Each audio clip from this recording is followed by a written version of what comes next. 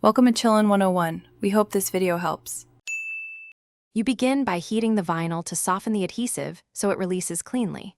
Turn on a heat gun or high-setting hair dryer and warm a 1 to 2 foot section for about 20-30 seconds until the vinyl becomes pliable.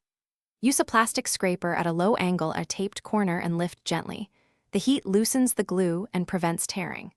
Once you see the edge lift, keep the gun moving to avoid hot spots and continue along the warmed section. You peel with steady pressure, working at a 45 degrees angle to reduce adhesive stretching. Short pulls beat long tugs.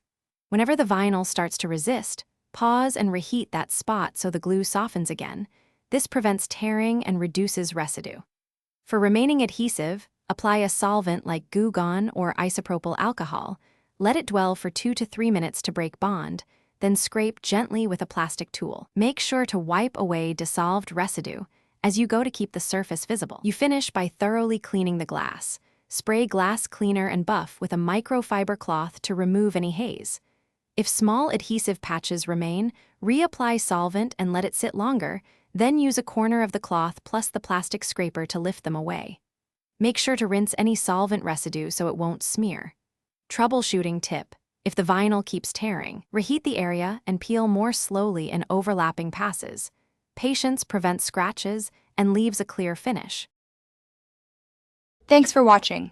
Consider subscribing if we helped you.